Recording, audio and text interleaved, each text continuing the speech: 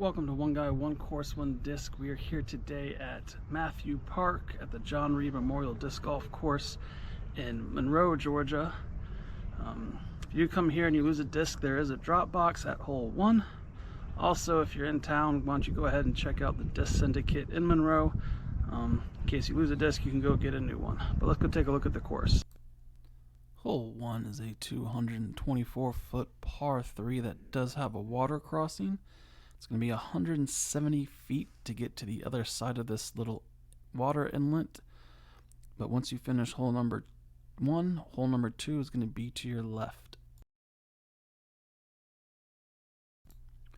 Hole 2 is a 262-foot par 3 that's going to go uphill 16 feet. You do have a Mando at 47 feet, but it should be fairly easy to get around.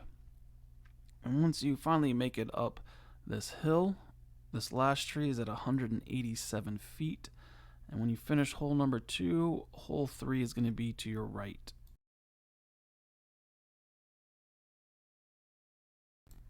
Hole 3 is a 244-foot par 3 that goes downhill 19 feet.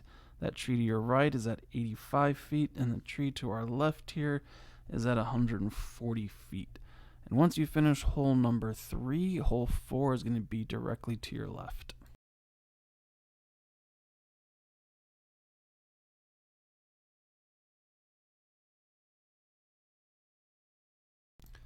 Hole 4 is a 256-foot par 3 that goes uphill 5 feet. It's 106 feet before you want to start your turn to the right, and then it's just 150 feet to the basket from there. And once you finish hole number 4, hole 5 is going to be ahead of us to the left.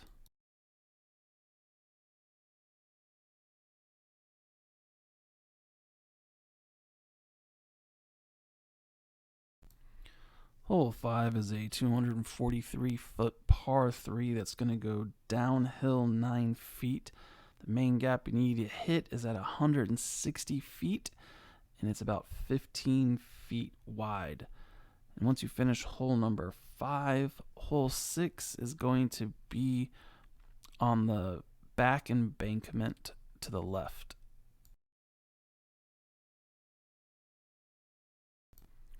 Hole 6 is a 182-foot par 3 that's going to go downhill 17 feet. You do have a Mando at 107 feet that you have to hit, and it's about 15 feet wide. And once you finish hole number 6, hole number 7 is going to be to our left. Hole 7 is a 284-foot par 3 that's going to go downhill 20 feet. It's pretty much dodging trees the whole way down, but once you finish hole number 7, hole 8 is going to be back and to our left.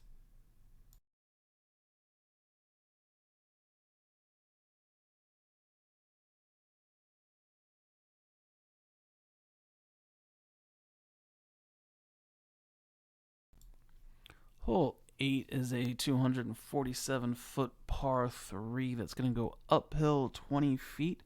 It's pretty much straight, and then it's going to have a slight finish to the right. But once you finish hole number 8, hole number 9 is going to be to your left.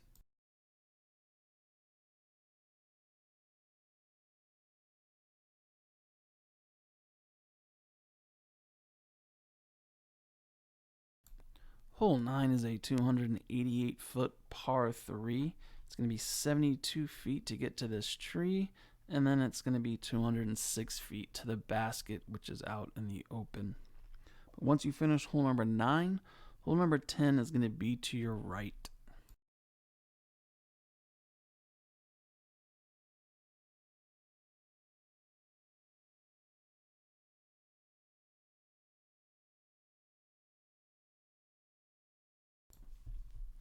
Hole 10 is the longest hole on the course. Comes in at 513 feet. It is a par 4. It's going to go downhill 35 feet, most of that being the last 200 feet of the hole. There are, I think, 4 pin locations on this hole. on the left and on the right, so you don't want to try and shoot too far because you might go past a pin location. But if you get your first drive about 300 feet, you should be able to know where you need to go to from there. But in its current location, it's all the way at the bottom and to the right. But once you finish hole number 10, hole 11 is going to be straight ahead of us to the right.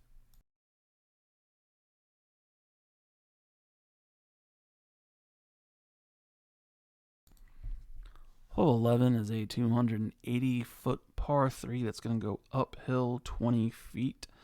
You're going to go about 151 feet before you want to turn to the right, which is right around here. And then it's another 129 feet to the basket.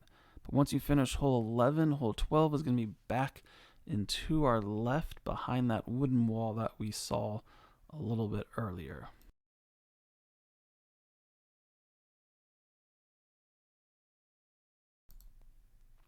Hole 12 is a 294-foot par 3 that's going to go downhill 12 feet.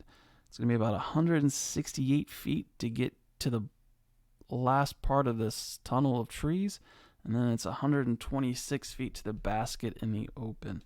But once you finish hole number 12, hole 13 is going to be straight ahead of you.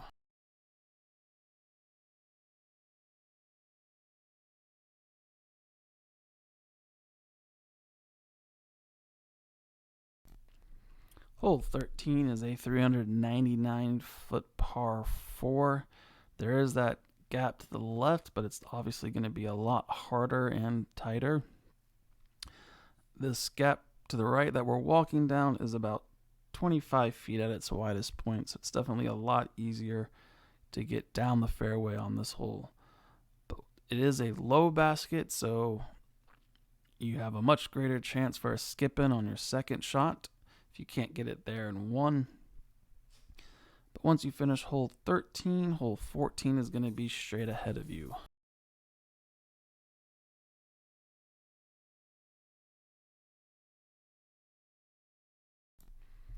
Hole 14 is a 239-foot par 3. It's going to have a slight left to right to get to the basket, and then it's straight out of the tunnel. But once you finish hole 14, hole 15 is going to be back and to your right on that back embankment of the lake.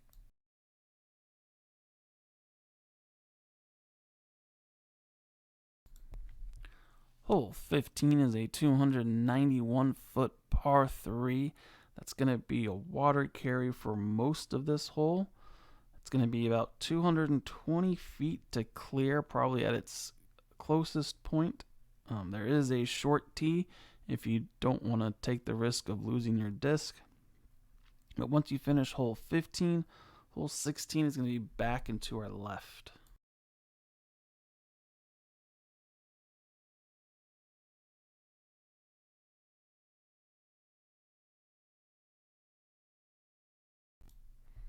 Hole 16 is a 257-foot par 3. It's going to be pretty much straight the whole way. It does cross the road, so be careful of cars and pedestrians. But once you finish hole number 16, hole 17 is going to be to our right. You're going to follow the fence line, and then when the fence turns, you're going to turn with it. Hole 17 is a 247-foot par 3 that's going to go downhill 15 feet. It's going to be about 166 feet of straight, and then you're going to turn to the right to get to the basket.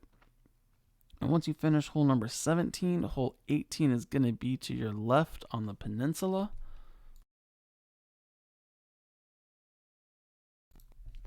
Hole 18 is a 393-foot par 3.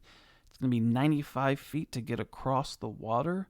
It's going to be 215 feet from the tee to the bathrooms. And then it's pretty much open the rest of the way. But once you finish hole 18, your parking lot is going to be to the right.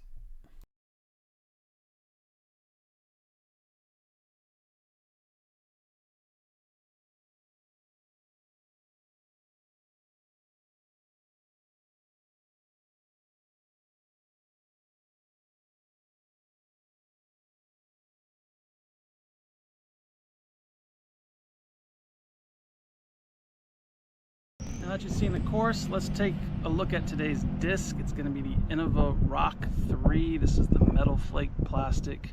It's a 5403, so let's go see how it flies here at John Reid Memorial.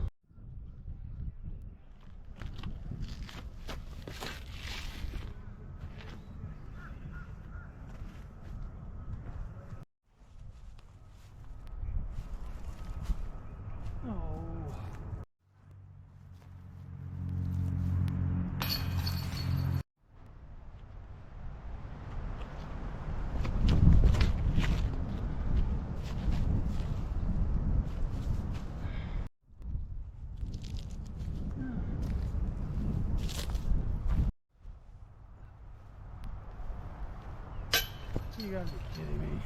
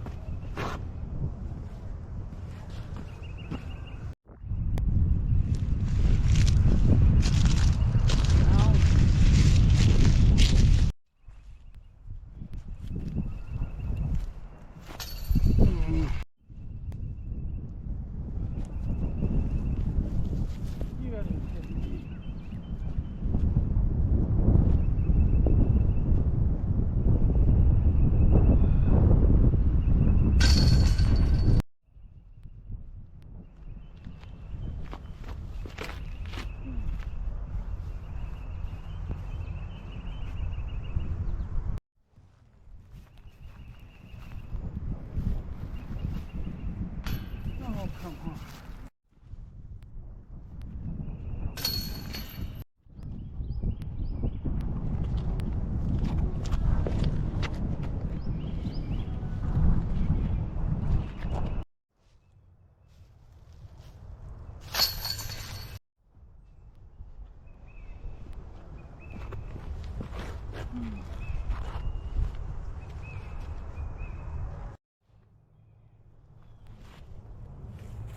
Get down.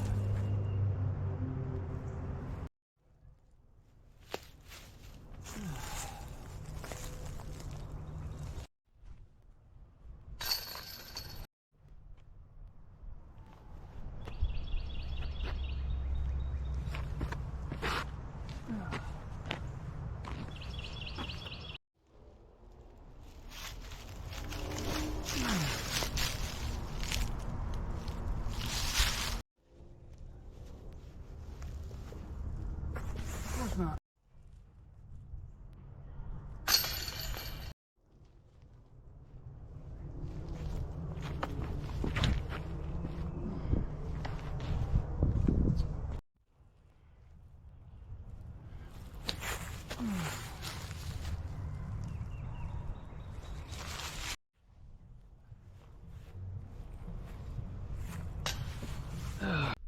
So I accidentally deleted the last 6 holes of me playing. So I'm sorry about that, but accidents happen. I also managed to lose that disc in the water on hole 15. So if you're ever at John Reid Memorial, feel free to go see if you can find it. If you do find it, it is yours. I don't really care about my discs. On the back of all of my discs, I write "Share the Disc Love," and then there's a link to a Facebook page. Basically, it just lets people know if you find my disc, you can keep it. I do ask that if you do find my disc, please take a picture of it and post it onto the group. I want to see eventually how far some of these discs will get. I know for right now, I have a Discraft Meteor in Chicago somewhere. But so once again, if you find my discs, if I lose them in a video or if I just lose it playing, you're more than welcome to keep them. Also, feel free to be a part of this if you want. I mean, most of the courses that I go to aren't anywhere near me, so I'm not going to travel an hour plus to get to the discs or get my discs back.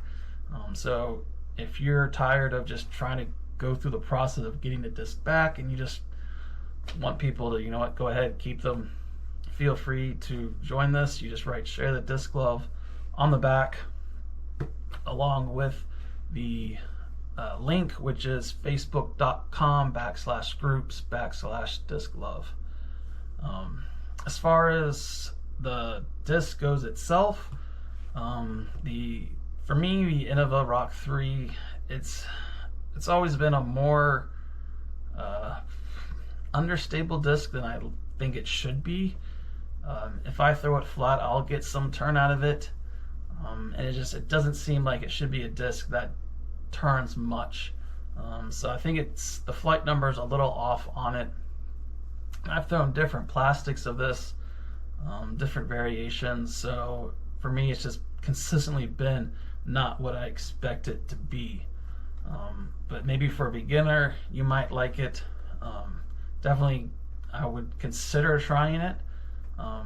As you saw on my forehands, which I'm not good at, it did kind of hold anhyzer, which obviously for me I needed an overstable disc when I throw forehand, so it did not do what I wanted it to do on my forehands. As far as the course goes, this isn't a public area, but most of the holes kind of stay away from the public parts of this park, so it's not a huge inconvenience. There are some holes that are by the lake and go across pathways, so you do need to be careful, but I definitely would check it out. It's a great workout. You're going to go up and down a lot. I think there was like 130 something feet of decline and 88 feet of incline. So you're definitely going to be having to disc up and disc down depending on the hole. There's a lot of technical areas, some mandos you have to get around. You do have the water carries on 3 holes, so it's definitely a course that will challenge you. But once again, check it out. It's not a bad course. Check out the Disc Syndicate in Monroe. Support them. Until next time, off to the next course.